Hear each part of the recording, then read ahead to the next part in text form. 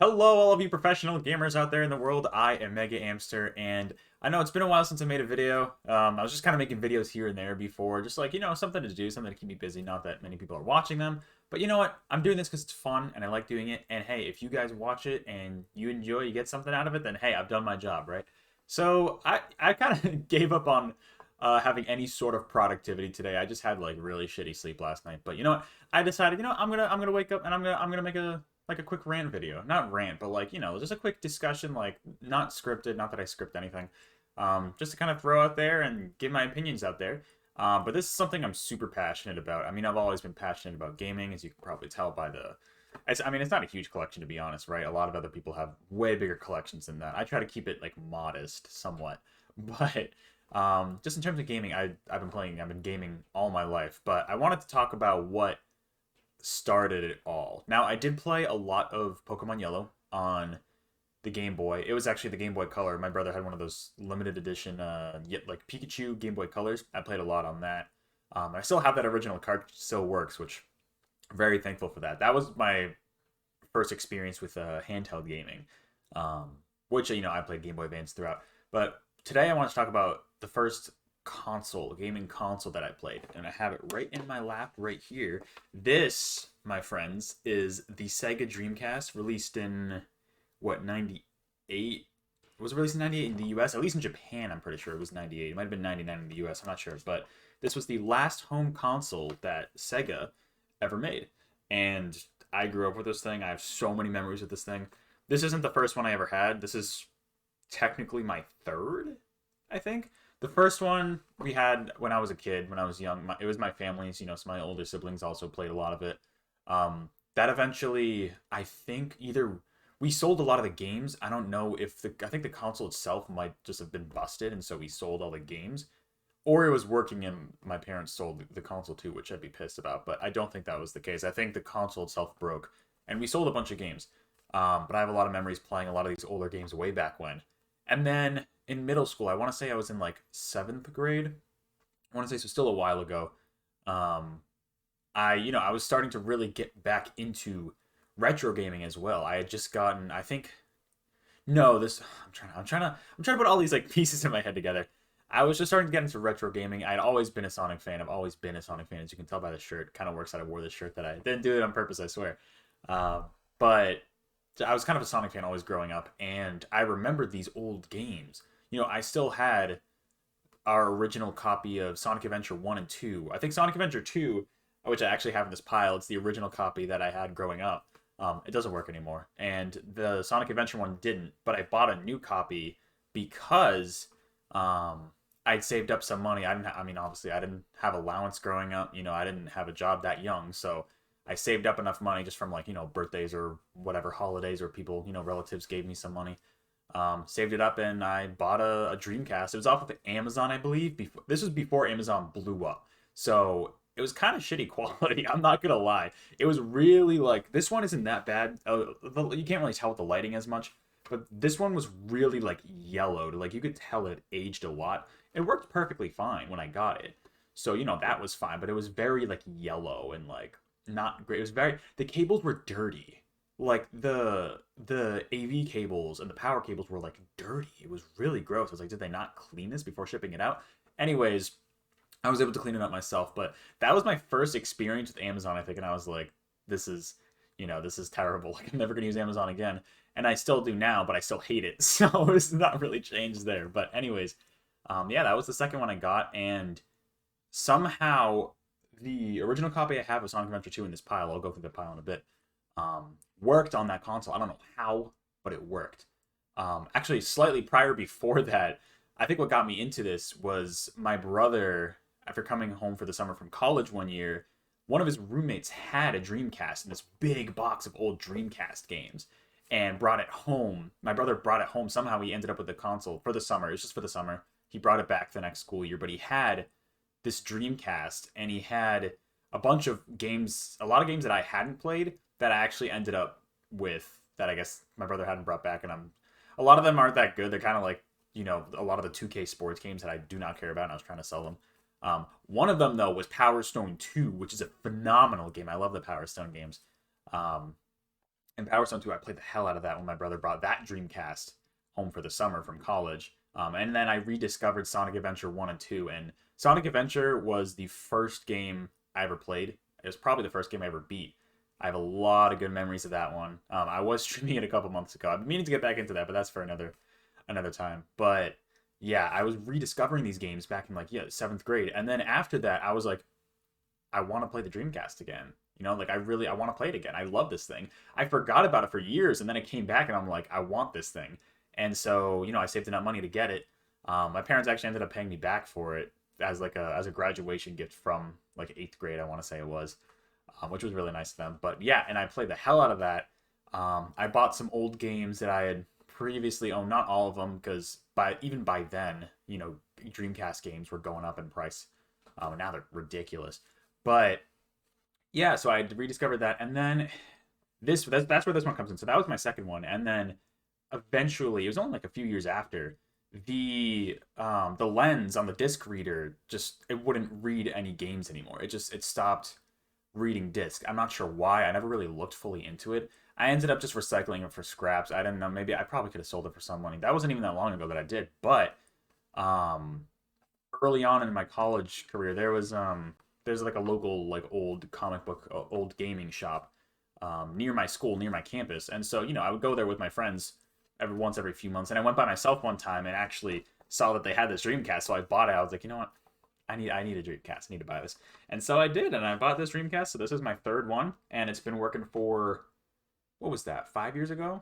So holding out hope that it's still gonna work for me, but it's working now. I just tested it out last night. It's working now. So yeah, I love this thing. It's super loud.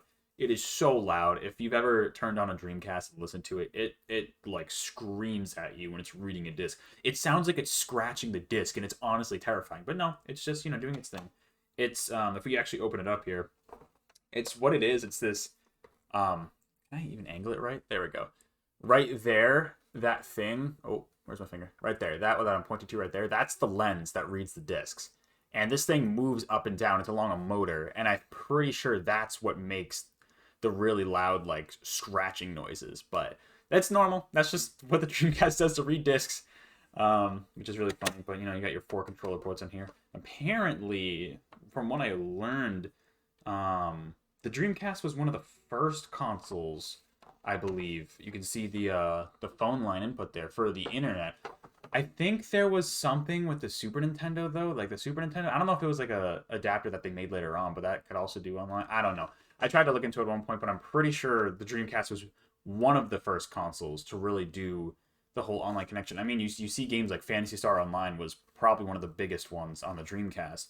The original Phantasy Star Online, that utilized the internet. You could also do stuff like that for the Sonic Adventure games. You get like extra DLC.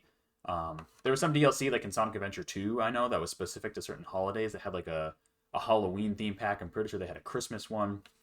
So they utilized online a little bit with this guy. There was also a web browser. The Dreamcast had its own web browser. It was a separate disc.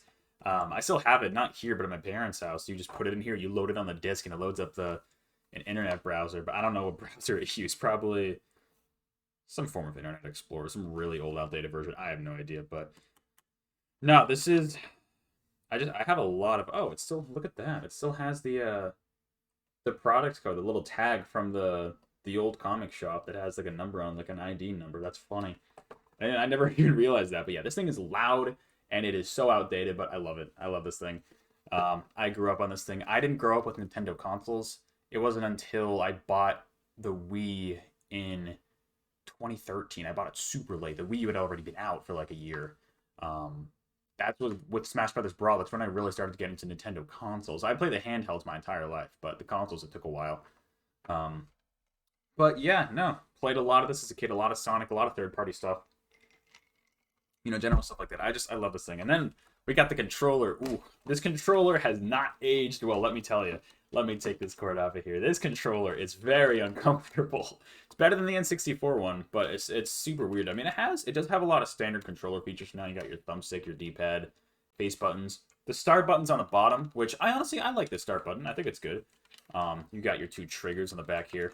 The weird thing that the Dreamcast had was, you can see the screen right here. It's a memory card. This is what they call the virtual memory unit, or the VMU, which essentially it stores your game data. But certain games, like I know Sonic Adventure, you could actually, if you can see, it has this screen on it. You could essentially take it out and have it play like separate mini games. I know in Sonic Adventure there was a Chow Garden mini game I believe you could do on this. I know, and I think it was Tony Hawk's Pro Skater on the Dreamcast. Like when you do tricks, because essentially, right, you have this awkward like window looking block thing, this hole in the controller, but you put the VMU in there, you know, so the screen displays there. And when you have this controller connected and you're playing the game, certain games will be compatible with it. Like I know Sonic Adventure just shows like random images of the characters. Tony Hawk's Pro Skater, I'm pretty sure like says random words like based on your tricks, the tricks you do. So if you stumble, if you like fail a trick in Tony Hawk's Pro Skater, it'll say like ouch, or like you're that bad, you suck. I'm pretty sure it just says you suck at some points. It's really funny. So it's a small thing. I don't really know why they did it, to be honest, but it's kind of gimmicky. Maybe it was to do the whole, get on the whole Tamagotchi thing going on at the time. That's probably what it was, to try to capture that. But I don't think many games really utilized it. I don't know for sure.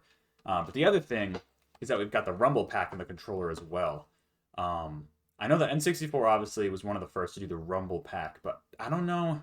Did that go in the controller or was that the console? That's what I'm not sure about, because this one goes right in the controller. And you can see it's this huge chunking piece of plastic, obviously with like, the rumble motors inside. You gotta plug it in here. So it's not built into the controller. Whereas, like the GameCube and the Xbox, I'm guessing the PlayStation 2 had it built into the controller. But with the Dreamcast, you had to have these separate peripherals that go right into it, which is interesting. You have essentially these two slots. If I take these out, you have these two slots in the controller where you can plug all your stuff in. So it's super weird stuff. But I'm nostalgic for it. Oop, I put it in the wrong one. I'm super nostalgic for it. Like I have 3 Dreamcast controllers right now. I think I got rid of one of them. Or did I keep it? Maybe I did keep the crappy memory card. I don't know, but I have 2 rumble motors, and I have at least this one. But yeah, I'm just super nostalgic for this stuff. But what we're really here to talk about is the games. So the Dreamcast has a lot of interesting games. Sega made a lot of games, actually, a lot of first-party games for the console. Let's see if I have any here. I've got the Sonic Adventure games. Those are the obvious ones. So this is my original copy of Sonic Adventure 2 when I was a kid that we played. My family and I played. Does not load up anymore. It gets frozen on the title screen. You can't continue from there. This copy, Sonic Adventure, I think still technically works, although it might freeze after you select a character on the character select screen. I haven't touched this one in a while, so I don't remember for sure, but I had bought this one when I got my second Dreamcast. So this isn't my childhood copy. This is a different one. This one is, and it's scratched to hell. I mean, if I look at it now, I don't even want to look at it now. Great games. Those are my childhood right there. I own copies of those games already. I own the HD re-releases on both Xbox 360 and Steam. So don't ask me why. I don't know. Okay. This one I have a funny story about. This, if you can see that, this is Power Stone on the Dreamcast. However, this is the Japanese copy of the game. So the story behind this, a long story behind this. This goes back to my brother, who his roommate had the Dreamcast in college, and he had brought it home for one summer. My brother bought this game. He and his friends were super blasted. They were so out of it, and my brother and I had a lot of memories. He played this more than I did, but we would play multiplayer occasionally when I was super young, and he would kick my ass every time. I'm still not good now. I don't know how to play it, but he was super drunk, and he saw this game listed for like $5 on eBay. He's like, "Oh yeah, it's totally worth it." I mean, even then, like the price of this Power Stone game, I think especially Power Stone 2 might be slightly more expensive. I don't really know for sure. I haven't looked at the prices lately, but this was literally like $5. He told me, and he bought it, not realizing, obviously, because he was very much under the influence, that this is the Japanese copy of the game, and he couldn't play it. He had no way of playing it on that Dreamcast, and so he just assumed it wasn't even. He didn't even know if it was the game at that point. He was like, "Oh, I don't know what it is." And I tried to start it up on my American Dreamcast, and all it would do is you could play like a couple random audio clips that weren't even related to the game. It was some narration. It was all in Japanese. I couldn't tell you what it means. Um, it might just say something like, "This is a game file. You need a Japanese Dreamcast to play it," or something like that. Um, and so yeah, we for years, no way of playing this. It wasn't until just a few months back when I was going through a bunch of games to sell. I was debating about this one. I was like, can I really sell this game? I mean, like, as far as I know, I can't play it. However, I can play it now. And that is because if I can open this thing up. Wow, this is tough. These cases can be difficult to open sometimes too. Okay. I have this thing. Okay, so I don't feel too bad about pirating this one. This is Codebreaker. Essentially, um, from what I looked up, it is essentially a like a region breaker. I think it's also used. It's a region breaker like software, that you can use to play other region Dreamcast games, or I'm pretty sure it also has like cheat codes and stuff like that. Originally, I had bought the Game Shark for the Dreamcast to try to fix this issue and try to get it because supposedly that would work. And it was funny. It had like a separate, pretty much where this rumble pack is in here, it had a separate thing you put into the controller. It was huge. It didn't work. I tried ordering that specifically to try to get this Japanese copy of Power Stone to work on this American Dreamcast. Did not work. So that was unfortunate. And then come to find out, I looked into it further just a few months back. And, there's this Codebreaker software that, someone just had like the CDI files online for us. I'm like, okay, I booted up ImageBurn. And I do not condone pirating, but in some cases where game preservation is such an issue, we clearly see. And also in this case, I own, a copy of this game, but I am physically unable to play it because it's a different region. And this is just, in this case, I think it's justified. I have other cases where it's not justified, but with this software, it's just the only reason I'm doing this is so I can play the game I already own. And so I downloaded it.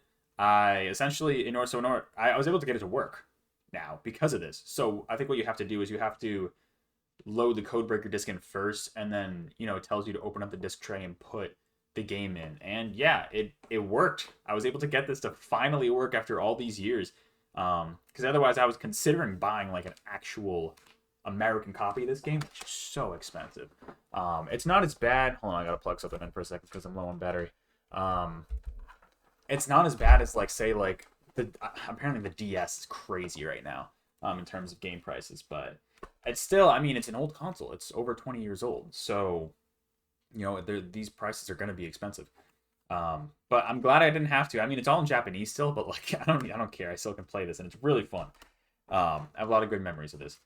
I was speaking about the 2K games earlier, but NBA 2K, that is a hype game. This game, I don't know what it is. It feels very arcadey, which I like. The character create is also really funny. You can make characters that are like paper thin or like huge. It's so funny. And it's I don't know. It's all these games are nostalgic for me. I'm not gonna go out of my way to play most NBA 2K games or whatever sports games they make. I don't care about sports that much. I don't care about sports games, but like specific ones, like if you have nostalgia for a game, it's gonna carry with you. Same thing with House of the Dead 2. This one I bought just a few years ago.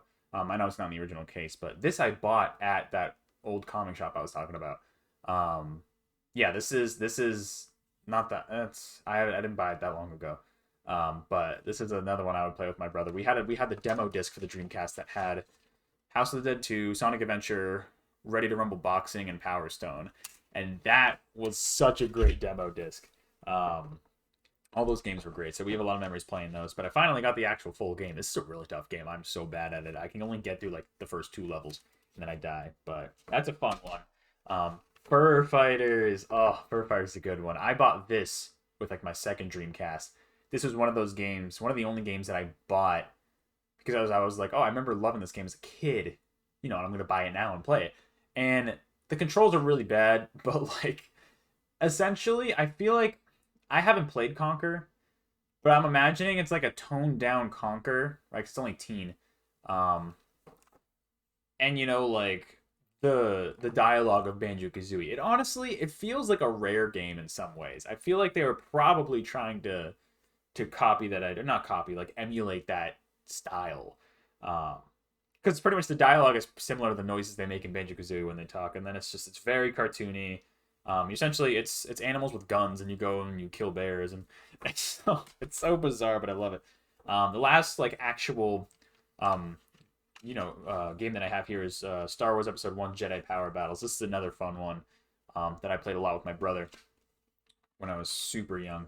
And this one still works. This one does. It's great. This one, I don't think this isn't the childhood copy we had. My brother bought a second copy of this way back when. This is still an old copy, but he bought this a while ago. Not the one that I grew up with. The one that I grew up with, I think, stopped working at one point.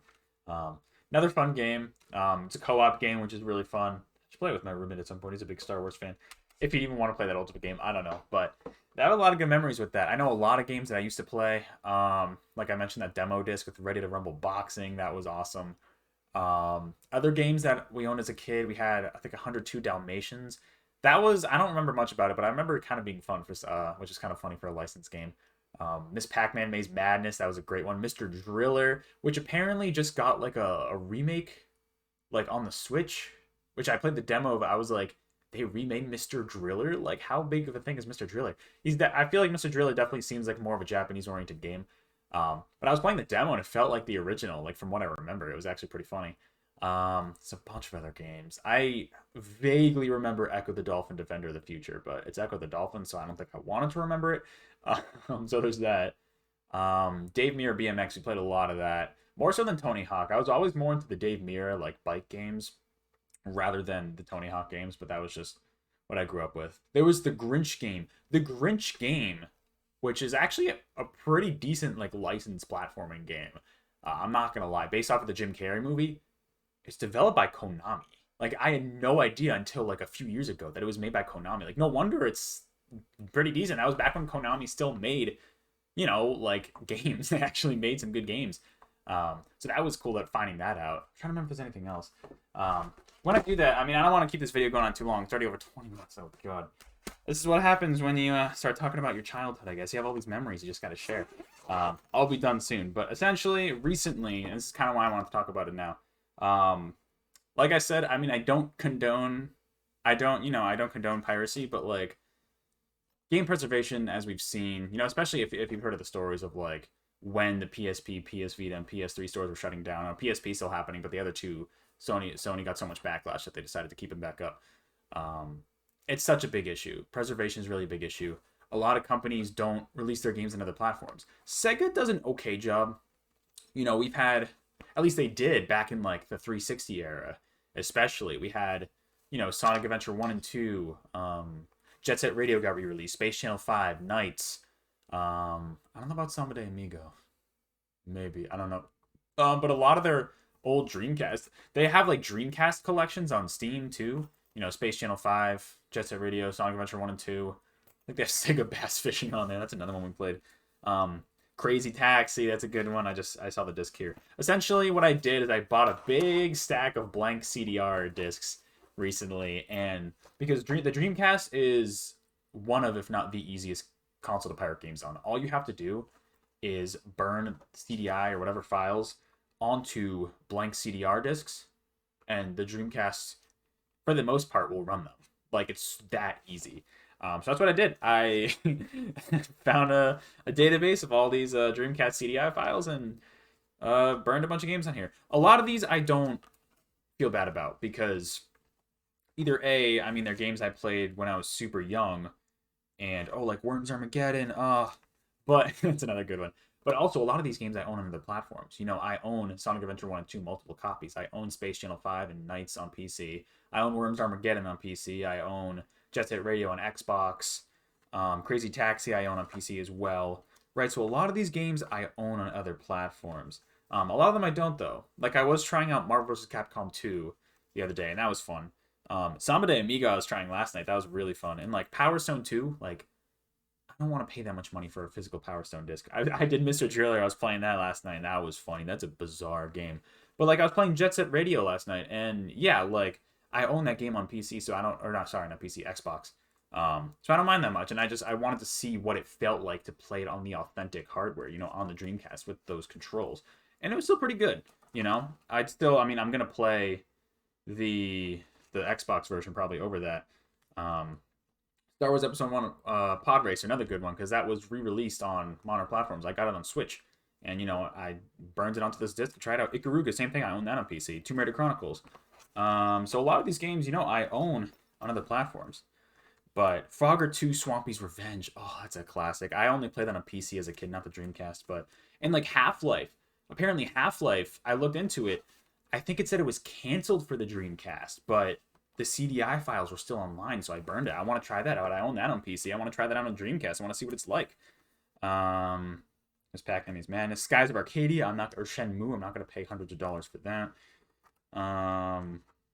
The original Soul Calibur I want to try. There's so many games. The Dreamcast had a decent library of games. It's just because there were so many things that killed it, at the time. There was the original Xbox coming out was getting a lot of, the essentially the Xbox kind of became, that's kind of, I feel like, what a lot of people went to from the Dreamcast. They went to the original Xbox. The original Xbox was getting those sports titles.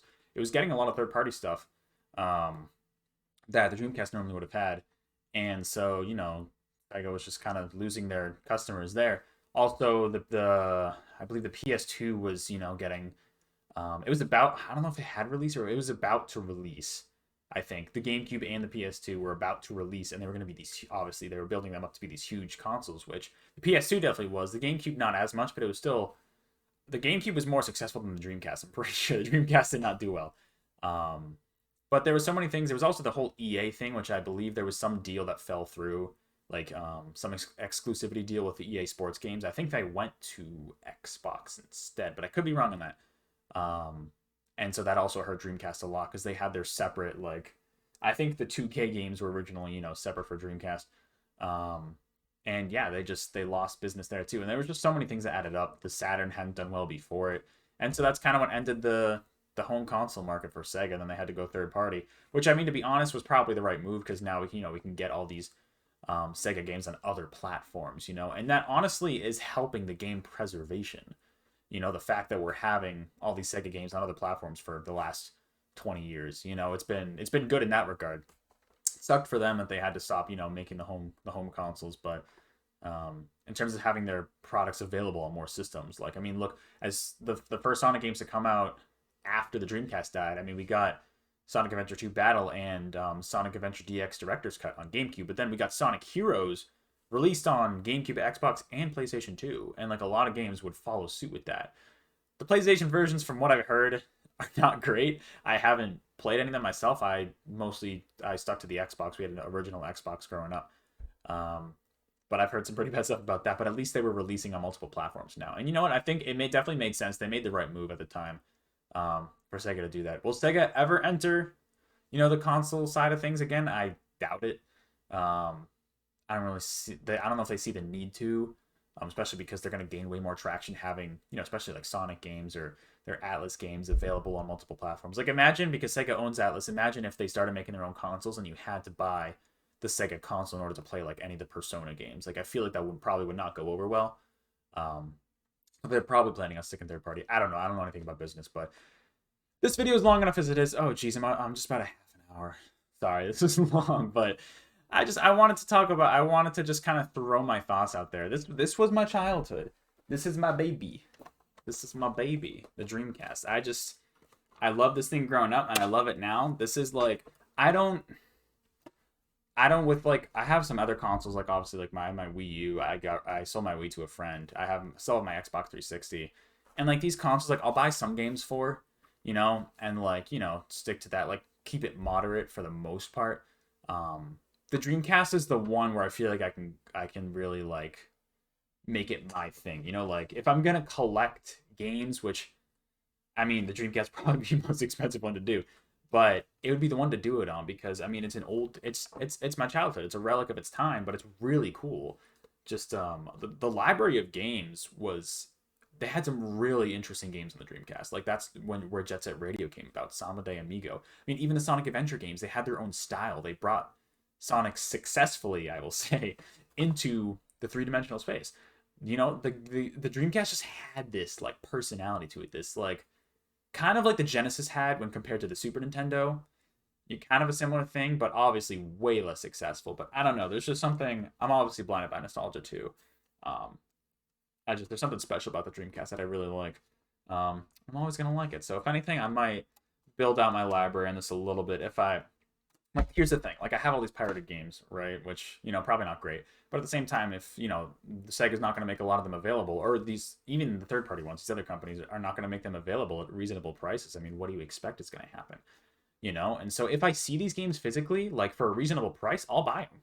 You know, I will gladly buy them. It's not like I don't want to buy them. It's that I don't have an accessible way or a less expensive way to do it. So who knows?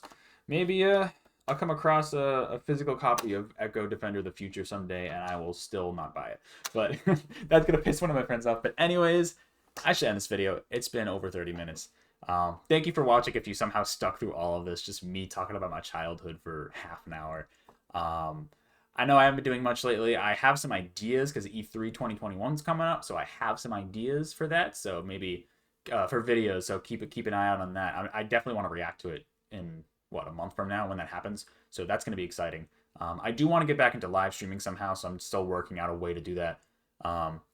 It's tough to be motivated. It's tough to keep going, especially because like I had just been starting out and like I don't have a lot of viewers, so it's tough to stay motivated, especially during that. If I had more people to watch, that's one thing, but we'll see. I want to try to get back into it, but we'll see what happens.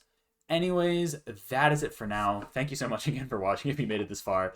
And hey, I hope I taught you something, or I hope, you know, you enjoyed listening from my experiences. If you have any experiences with the Dreamcast or any other childhood consoles or games or experiences you had, you know, leave it in the comments below. Let me know. I'd love to hear what you have to say about that. And thank you again for watching, and I will see you all in the next video, hopefully at some point. Take care.